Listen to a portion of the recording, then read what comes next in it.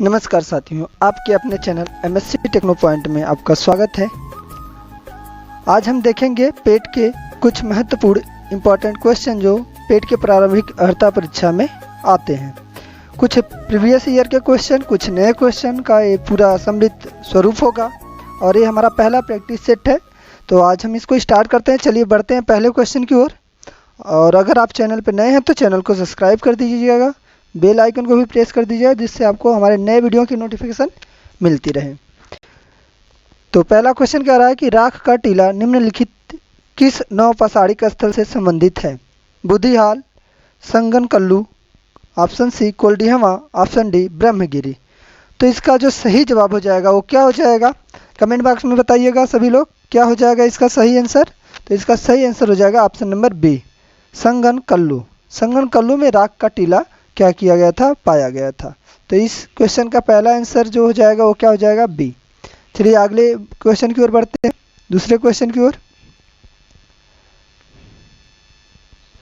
दूसरा क्वेश्चन कहता है कि इंडियन होम रूल सोसाइटी स्थापित हुई थी। इंडियन होम रूल सोसाइटी स्थापित हुई थी। ऑप्शन ए है 1900 ईस्वी में, ऑप्शन बी है 1905 ईस्वी में, ऑप्शन सी है 1902 ईस्वी में और ऑप्शन डी है 1901 ईस्वी में। तो इसका जो सही जवाब हो जाएगा वो हमारा क्या हो जाएगा? ऑप्शन नंबर बी, 1905 ईस्वी में जो इंडियन होम रूल सोसाइटी की स्थापना हुई थी वो कब हुई थी? 1905 ईस्वी में। चलिए अगले क्वेश्चन की ओर बढ़ते हैं। अगला क्वेश्चन कह रहा है कि किस कांग्रेस अधिवेशन में 1905 ईस्वी में भारत में स्वदेशी तथा बहिष्कार आंदोलन चलाने का समर्थन किया गया था? ऑप्शन ए है कोलकाता, ऑप्शन बी है बेलगांव, ऑप्शन सी है कराची, ऑप्शन डी है बनारस। तो इसका सही आंसर बताइए कमेंट बॉक्स में। ओके, हाँ ठीक है। तो इसका जो सही जवाब हो जाएगा वो क्या हो जाएगा? Option number D, Banaras. इसका जो सही जवाब हो जाएगा वो क्या हो जाएगा? बनारस। ठीक है। बेलगांव का अधिवेशन किसने किया था? गांधी जी ने किया था, 1924 में किया था। कराची अधिवेशन हुआ था 1931 में, है ना, सरदार वल्लभ भाई पटेल ने अधिवेशन किया था। तो चलिए आगे बढ़ते हैं अगले क्वेश्चन की ओर। Question number 4। क्वेश्चन नंबर 4 कहता है कि बृहद ज्वार आता है। बृहद ज्वार आता है। ऑप्शन ए जब सूर्य तथा चंद्रमा एक सीधी रेखा में होते हैं तब आता है। ऑप्शन बी जब सूर्य तथा चंद्रमा समकोण बनाते हैं तब आता है। ऑप्शन सी जब तेज हवा चल रही होती है तब आता है। ऑप्शन डी जब रात बहुत ठंडी हो तब आता है। तो इसका सही जवाब क्या हो जाएगा? इसका जो सही जवाब हो जाएगा हमारा वो हो जाएगा ऑप्शन नंबर 1। क्या हो जाएगा? ऑप्शन नंबर ए, जब सूर्य तथा चंद्रमा एक सिद्ध में होते हैं तब बृहद ज्वार आता है। चलिए अगले क्वेश्चन की ओर बढ़ते हैं। Question number 5। क्वेश्चन नंबर 5 कहता है कि निम्नलिखित में से किसने लक्ष्मीबाई के पति की मृत्यु के उपरांत उसके दस्तक पुत्र को उत्तराधिकार से वंचित किया तथा बाद में राज्य को अपने कब्जे में ले लिया? तो ऑप्शन ए है कैनिंग, ऑप्शन बी है विलियम बेंटिंग, ऑप्शन सी है डलहौजी और ऑप्शन डी है वेनेजली। तो इसका जो सही जवाब हो जाएगा क्या हो जाएगा? बताइएगा क्या हो जाएगा? हाँ बिल्कुल सही, सी हो जाएगा इसका जवाब, है ना। डलहौजी, डलहौजी ने क्या किया था? ये चीज़ें अपनाई थी, है ना। तो डलहौजी ही था जो हड़प नीति को सबसे ज़्यादा अपनाया था, जिसमें वो क्या कर रहा था, जिसके उत्तराधिकार नहीं थे उनको क्या कर ले रहा था? हड़प ले रहा था। तो लक्ष्मीबाई के पति की मृत्यु के बाद वो क्या किया गया था? दस्तक पुत्र के अधिकार को वंचित कर दिया और उसके बाद क्या किया था? उनके राज्य को हड़प लिया गया था। चलिए आगे की ओर बढ़ते हैं अगले क्वेश्चन की ओर। Question number 6। क्वेश्चन नंबर 6 कहता है उत्तर प्रदेश औद्योगिक विकास निगम स्थापित किया गया। उत्तर प्रदेश औद्योगिक विकास निगम स्थापित किया गया। ऑप्शन ए कानपुर में, ऑप्शन बी लखनऊ में, ऑप्शन सी आगरा में, ऑप्शन डी नोएडा में। तो इसका जो सही जवाब हो जाएगा वो क्या हो जाएगा? हमारा ऑप्शन ए कानपुर में। कहाँ पे? कानपुर में। चलिए अगले क्वेश्चन की ओर बढ़ते हैं। Question number 7। क्वेश्चन नंबर 7 क्या कहता है कि राष्ट्रीय नियोजन में रोलिंग प्लान की अवधारणा लागू की गई थी। राष्ट्रीय नियोजन में रोलिंग प्लान की अवधारणा लागू की गई थी। ऑप्शन ए है इंदिरा गांधी के द्वारा, ऑप्शन बी है राष्ट्रीय फ्रंट सरकार के द्वारा, ऑप्शन सी जनता सरकार के द्वारा और ऑप्शन डी राजीव गांधी के द्वारा। तो इसका जो सही जवाब हो जाएगा वो क्या हो जाएगा, रोलिंग प्लान जनता पार्टी के द्वारा किया गया था। आपको पता है कि रोलिंग प्लान का जो समय रहा 78 से 80 के बीच में रहा था। तो ये जनता पार्टी की जो सरकार बनी थी उसके द्वारा क्या किया गया था, लागू किया गया था। चलिए आगे की ओर बढ़ते हैं, अगले क्वेश्चन की ओर। Question number 8। क्वेश्चन नंबर 8 कहता है कि भारत का आर्थिक सर्वेक्षण संबंधित है किससे, योजना आयोग से, option B Reserve Bank of India से, ऑप्शन सी वित्त मंत्रालय से, ऑप्शन डी वित्त आयोग से। तो इसका जो सही जवाब हो जाएगा वो हमारा क्या हो जाएगा, वो हमारा हो जाएगा ऑप्शन नंबर सी, वित्त आयोग से। जो भारत का आर्थिक सर्वेक्षण संबंधित रिपोर्ट है वो कौन बनाता है, वित्त आयोग बनाता है, सॉरी वित्त मंत्रालय से होता है। ठीक है, चलिए आगे क्वेश्चन की ओर बढ़ते हैं, क्वेश्चन नंबर 9 की ओर। क्वेश्चन नंबर 9 कहता है भारत में स्थानीय शासन से संबंधित घटनाओं पर विचार कीजिए और उन्हें कालक्रमानुसार व्यवस्थित कीजिए। तो कह रहा है पहला LM सिंघवी समिति, दूसरा PK थुंगन समिति, तीसरा अशोक मेहता समिति और चौथा GKV राव समिति। तो जो सबसे पहले समिति गठित की गई थी वो कौन सी की गई थी, तो सबसे पहले की गई थी हमारी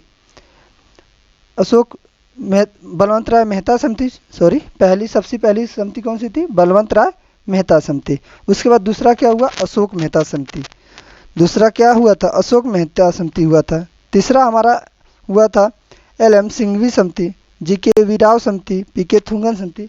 तो इसमें जो सही क्रम हो जाएगा हमारा क्या हो जाएगा, ऑप्शन नंबर सी सही हो जाएगा। सबसे पहले देखो तीसरा हमारा सही होना चाहिए, ऐसे ही देख सकते हैं। तो इसमें तीसरा अशोक मेहता समिति, क्योंकि बलवंत राय मेहता के बाद बलवंत राय मेहता की समिति का गठन हुआ तो 1957 में, और 1967 में हुआ था हमारा अशोक मेहता। तो बलवंत राय मेहता के बाद अगर गठन हुआ था तो अशोक मेहता का हुआ था। तो तीसरा ऑप्शन से शुरुआत को लेखी है।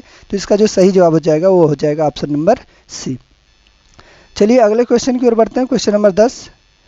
क्वेश्चन नंबर 10 कहता है कि भारतीय संविधान में संशोधन के लिए विधेयक लाया जा सकता है केवल लोकसभा में, केवल राज्यसभा में, या तो लोकसभा में या तो राज्यसभा में, भारत के सर्वोच्च न्यायालय में। तो कौन सा ऑप्शन सही हो जाएगा, एक बार फिर से ऑप्शन पढ़ ले रहे हैं।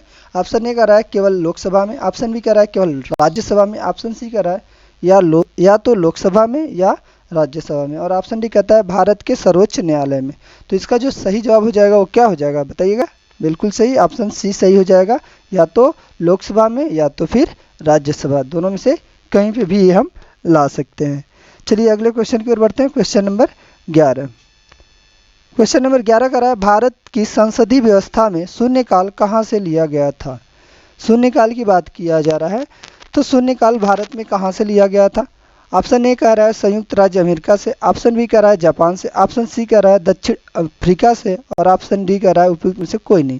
तो इसका सही जवाब क्या हो जाएगा, ऑप्शन नंबर डी, उपयुक्त में से कोई नहीं। संयुक्त राज्य अमेरिका से कर लिया जाए तो राष्ट्रपति का पद लिया गया था, है ना, वित्तीय आपात लिया गया था, निर्वाचन लिया गया था। दक्षिण अफ्रीका से लिया गया था हमारा संविधान संशोधन। तो हमारा जो शून्यकाल था वो कहीं से भी नहीं था इनमें से। तो इसका जो सही जवाब हो जाएगा option number D is the right answer. चलिए अगले क्वेश्चन की ओर बढ़ते हैं, क्वेश्चन नंबर 12।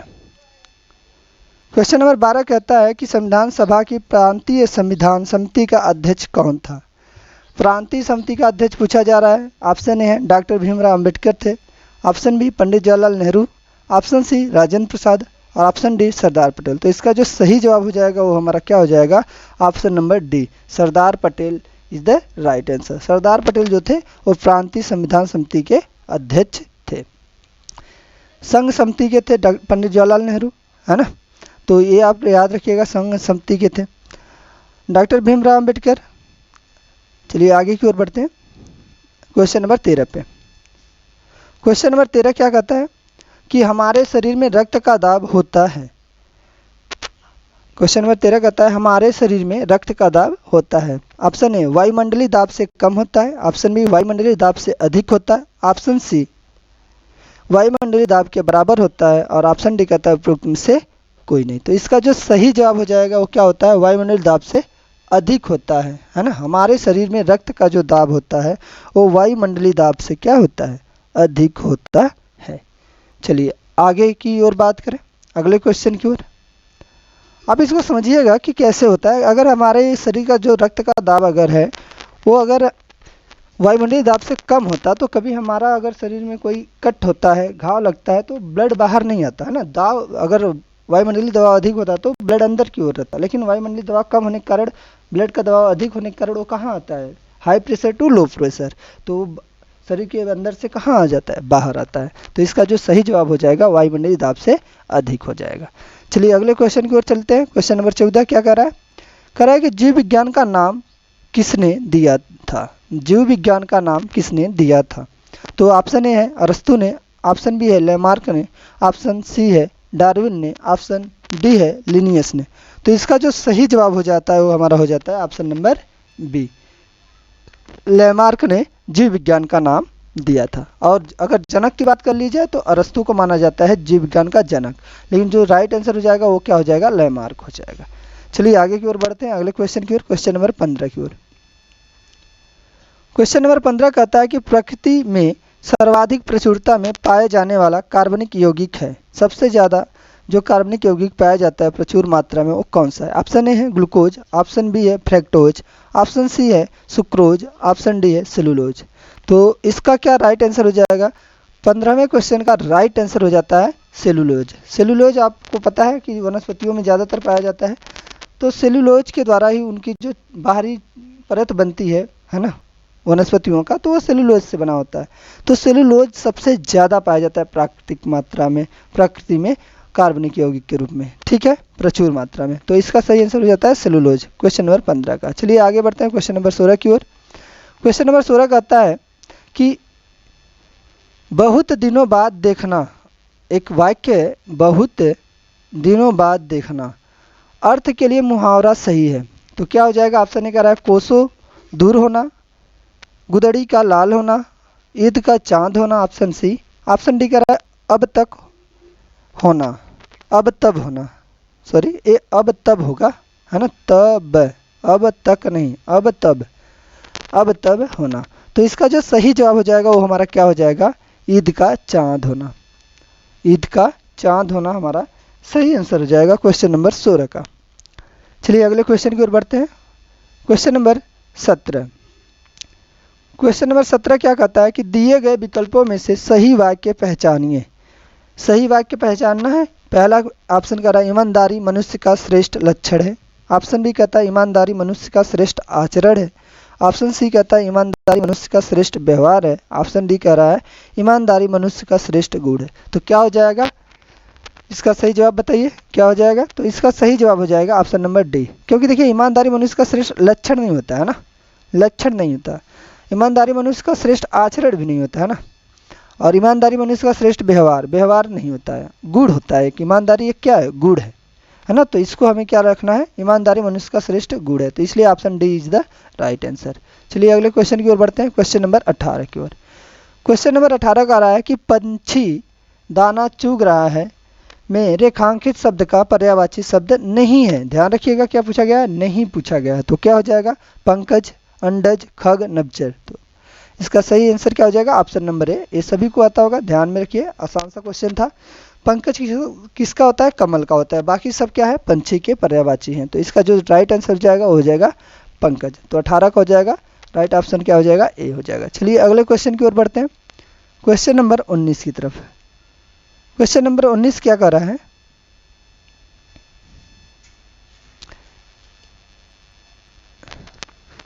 कि उस्ताद जाकिर हुसैन का संबंध संगीत के किस वाद्य यंत्र से है। ध्यान रखिएगा, क्वेश्चन नंबर 19 का रहा है कि जो जाकिर हुसैन साहब थे उनका किस यंत्र से संबंध है, वाद्य यंत्र से। तो इसका जो सही जवाब हो जाएगा वो क्या हो जाएगा, इसका सही जवाब हो जाएगा तबला से। जाकिर हुसैन का संबंध किससे है, तबला वादक थे ये। तो इसका राइट आंसर हो जाएगा बी, तबला वादक। ठीक है, इसका क्या हो जाएगा राइट आंसर, बी हो जाएगा तबला वादक, है ना। बांसुरी से, तो बांसुरी से अगर बात कर ली जाए तो इसके कौन हो जाते हैं आपके, बांसुरी के हमारे हो जाते हैं हरिप्रसाद चौरसिया जी।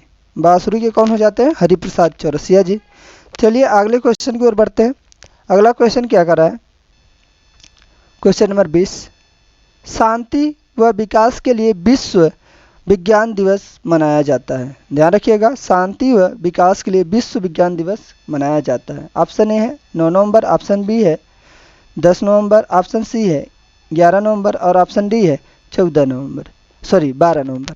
तो इसका जो सही जवाब हो जाता है वो क्या हो जाता है? Option B is the right answer हो जाता है। 10 नवंबर को हमारा क्या किया जाता है? शांति व विकास के लिए विश्व विज्ञान दिवस मनाया जाता है। चलिए अगले क्वेश्चन की ओर बढ़ते हैं। Question number 21। क्वेश्चन नंबर 21 की ओर बढ़ने से पहले थोड़ी सी बात है कि अगर आप चैनल पर नए हैं तो चैनल को सब्सक्राइब कर लीजिएगा, बेल आइकन को भी प्रेस कर दीजिएगा, जिससे आपको हमारे नए वीडियो की नोटिफिकेशन मिलती रहे। अगर आपको वीडियो अच्छी लग रही हो तो वीडियो को लाइक करिएगा, सब्सक्राइब करिएगा चैनल को, और वीडियो को ज़्यादा से ज़्यादा अपने दोस्तों में शेयर भी करिएगा कि इसका लाभ उन्हें भी मिल पाए। चलिए आगे बढ़ते हैं क्वेश्चन नंबर 21 की ओर। क्वेश्चन नंबर 21 कहता है कि भारतीय संविधान का कौन सा अनुच्छेद राष्ट्रीय अनुसूचित जाति आयोग से संबंधित है? ऑप्शन ए का है अनुच्छेद 335, ऑप्शन बी अनुच्छेद 338, ऑप्शन सी अनुच्छेद 340 और ऑप्शन डी कहता है अनुच्छेद 342। तो इसका जो राइट आंसर हो जाता है वो क्या हो जाता है? हमारा option number B is the right answer, अनुच्छेद 338 हो जाएगा इस क्वेश्चन का आंसर। चलिए अगले क्वेश्चन की ओर बढ़ते हैं। क्वेश्चन नंबर 22 की ओर। क्वेश्चन नंबर 22 कहता है कि दक्षिणी भारत का प्रसिद्ध तक्कोलम का युद्ध हुआ था। ध्यान रखिएगा, तक्कोलम का युद्ध पूछा गया है। दक्षिण भारत का प्रसिद्ध तक्कोलम का युद्ध किनके मध्य हुआ था? ऑप्शन ए है चोल एवं उत्तर चालुक्य के मध्य, ऑप्शन बी कह रहा है चोल एवं राष्ट्रकूटों के मध्य, ऑप्शन सी कह रहा है चोल एवं होयसल के मध्य, ऑप्शन डी चोल एवं पांड्यों के मध्य। तो इसका जो सही जवाब हो जाता है वो क्या हो जाता है? हमारा option number B is the right answer, कि चोल एवं राष्ट्रकूटों के मध्य क्या किया गया था? तक्कोलम का युद्ध लड़ा गया था। ध्यान रखिएगा। चलिए बढ़ते हैं अगले क्वेश्चन की ओर। क्वेश्चन नंबर 23 की तरफ। क्वेश्चन नंबर 23 कहता है कि बोर्ड ऑफ कंट्रोल की स्थापना किस अधिनियम के अंतर्गत की गई? ऑप्शन ए है रेगुलेटिंग अधिनियम 1773, ऑप्शन बी है सेटलमेंट अधिनियम 1781, ऑप्शन सी चार्टर अधिनियम 1813, पिट्स इंडिया अधिनियम 1784। तो इसका जो सही जवाब हो जाता है हमारा क्या हो जाएगा? Option number D is the right answer हो जाएगा, पिट्स इंडिया अधिनियम 1784 का। ठीक है, तो ये ध्यान रखिएगा, पिट्स इंडिया अधिनियम 1784 में क्या हुआ था? बोर्ड ऑफ कंट्रोल की स्थापना की गई थी। चलिए अगले क्वेश्चन की ओर बढ़ते हैं। क्वेश्चन नंबर 24 की ओर। क्वेश्चन नंबर 24 कहता है कि मानव समाधानों में कुत्ते दफनाए गए थे। तो ये पूछा रहा है कि मानव के साथ क्या किए गए थे? कुत्तों को भी दफनाया हुआ ऐसा शव पाया गया है हमारे सभ्यता में। तो वो कहाँ पाया गया था? गुफा कराल में, बुर्ज होम में, मारतंड में और मेहरगढ़ में। तो इसका जो सही जवाब हो जाता है वो हमारा क्या हो जाएगा? बुर्ज होम में। बुर्ज होम जो था, यहाँ पे हमारे जो मानव के साथ साथ कुत्ते के भी शव दफनाए हुए पाए गए थे, कंकाल उनके पाए गए थे। तो ये हमारा ऑप्शन सही हो जाता है, बुर्ज होम। चलिए अगले क्वेश्चन की ओर बढ़ते हैं। क्वेश्चन नंबर 25 और ये आज का अंतिम क्वेश्चन है। आज के अंतिम क्वेश्चन की ओर देखते हैं। क्वेश्चन नंबर 25 क्या कहता है कि आचार्य विनोबा भावे किस आंदोलन में भाग लेने के लिए प्रथम बार गिरफ्तार हुए थे? पहला करा है बारदोली आंदोलन, ऑप्शन बी चंपारण सत्याग्रह, ऑप्शन सी सविनय अवज्ञा आंदोलन और ऑप्शन डी असहयोग आंदोलन। तो इसका जो सही जवाब हो जाता है, राइट आंसर क्या हो जाएगा हमारा? आप लोग कमेंट बॉक्स में इसका जवाब दीजिएगा। इसका सही जवाब हो जाता है हमारा ऑप्शन नंबर सी, सविनय अवज्ञा आंदोलन जो था उसमें पहली बार आचार्य विनोबा भावे ने आंदोलन में प्रथम बार वहाँ पे उनको गिरफ्तार कर लिया गया था। पिछली बार का वीडियो हमारा एक था, उसमें हम लोगों ने 25वां जो क्वेश्चन था इसका आंसर आपको कमेंट बॉक्स में बताना था। इसका जो सही आंसर होगा वो हम आपको बता देते हैं कि ट्यूबलाइट में मुख्यतः कौन सी गैस भरी जाती है। तो इसका जो सही आंसर हो जाएगा ऑप्शन ए है आर्गन और मीथेन, ऑप्शन बी पारे का वाष्प और आर्गन, ऑप्शन सी हीलियम और पारे का वाष्प, ऑप्शन डी हीलियम और आर्गन। तो इसका जो सही जवाब हो जाएगा वो क्या हो जाएगा? ऑप्शन बी पारे का वाष्प और आर्गन गैस भरी जाती है। तो ओके, अगर वीडियो आपको अच्छी लगी हो तो लाइक कर दीजिएगा, शेयर भी कर दीजिएगा अपने दोस्तों में। चैनल पे नए होंगे तो सब्सक्राइब कर दीजिएगा। चलिए मिलते हैं अब अगले वीडियो के साथ, तब तक के लिए धन्यवाद।